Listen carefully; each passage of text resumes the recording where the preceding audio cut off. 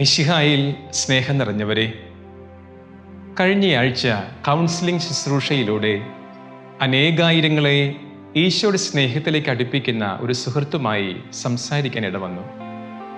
സംസാരത്തിനിടയിൽ അദ്ദേഹത്തിൻ്റെ പ്രാർത്ഥനാ ജീവിതത്തെക്കുറിച്ച് ചോദിച്ചപ്പോൾ വളരെ സൗമ്യനായി അദ്ദേഹം പറഞ്ഞു, ഈശോയെ, നിന്നെ ചുമക്കുന്ന ഒരു കഴുതയായിരിക്കാൻ ജീവിതകാലം മുഴുവൻ എന്നെ അനുവദിക്കണമേ എന്നാണ് ഞാൻ നിരന്തരം പ്രാർത്ഥിക്കുക എന്ന്.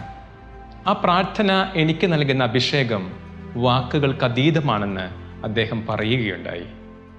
പ്രിയമുള്ളവരെ, വിശുദ്ധ വാരത്തിന് ആരംഭം കുറിച്ചുകൊണ്ട് നമ്മളിതാ ഓശാന ഞായറിലേക്ക് പ്രവേശിക്കുകയാണല്ലോ. വിനീതനായി തികഞ്ഞ ശാന്തതയോടെ ഒരു കഴുതക്കുട്ടിയുടെ പുറത്ത് യാത്ര ചെയ്യുന്ന ക്രിസ്തുവിനെയാണ് ഓശാന ഞായറാഴ്ച നാം അനുസ്മരിക്കുന്നത്. ഈശോ സഞ്ചരിച്ച ആ കഴുതയെ നിങ്ങൾ ശ്രദ്ധിച്ചിട്ടുണ്ടോ? അത് കെട്ടപ്പെട്ട ഒരു കഴുതയായിരുന്നു. കഴുതയെ പൊതുവെ ആരും കെട്ടിയിടാറില്ല.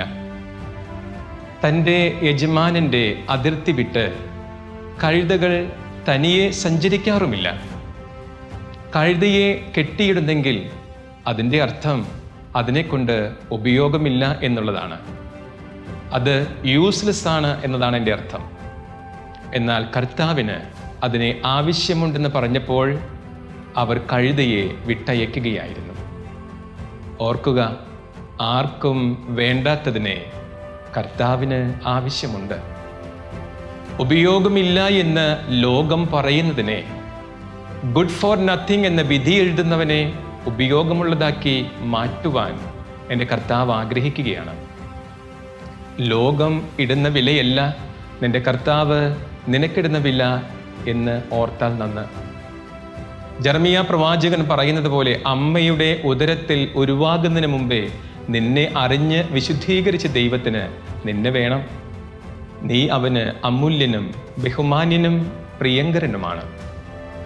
ലോകത്തിൻ്റെ ദൃഷ്ടിയിൽ നീ വെറും ഭോഷനായിരിക്കാം, കഴിവുകെട്ടവനായിരിക്കാം. നീ പോകുന്നതുമൊക്കെ പരാജയമാണെന്ന് ആളുകൾ വിധി എഴുതിയേക്കാം. പക്ഷേ ഓർക്കുക, നിന്റെ ദൈവത്തിന് നിന്നെക്കൊണ്ട് ആവശ്യമുണ്ട്.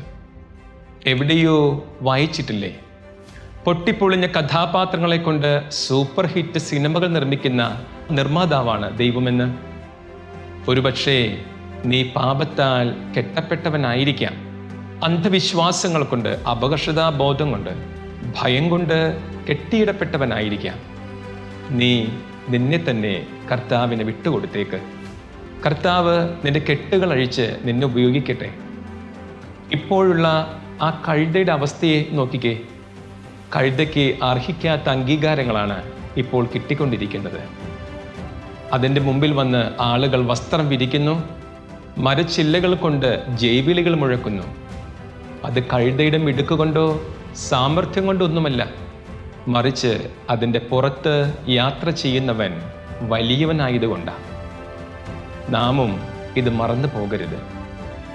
അർഹിക്കാത്ത നന്മകളും ബഹുമാനങ്ങളും അംഗീകാരങ്ങളും ആദരവും ഉയർച്ചയുമെല്ലാം എൻ്റെ കർത്താവ് എനിക്ക് തരും.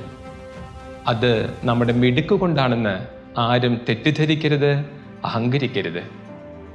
കർത്താവിനെ നിന്റെ ജീവിതത്തിൽ രാജാവായി നീ സ്വീകരിച്ചാൽ, ഈശോയ്ക്ക് നിന്റെ ജീവിതത്തിൽ എന്നും നീ ഒന്നാം സ്ഥാനം കൊടുത്താൽ, അർഹിക്കാത്ത നന്മകൾ നിന്നെ തേടിയെത്തും. ദൈവത്തിൻ്റെ കൃപയ്ക്ക് നീ അർഹനാകും. കർത്താവ് കഴുതയുടെ പുറത്ത് യാത്ര ചെയ്യുന്നെങ്കിലും കഴുതയെ നിയന്ത്രിക്കുന്നത് കർത്താവാണല്ലോ. ക്രിസ്ത്യാനിയായ നമ്മെ ഓരോരുത്തരെയും നിയന്ത്രിക്കേണ്ടത് കർത്താവാണെന്നുള്ള തിരിച്ചറിവ് നമുക്കുണ്ടാകണം.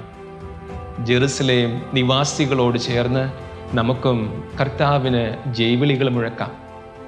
അവരോടൊപ്പം നമുക്കും ഏറ്റുപാടാം ഓശാന. കർത്താവേ, ഞങ്ങളെ രക്ഷിക്കണമേ. ആമേൻ.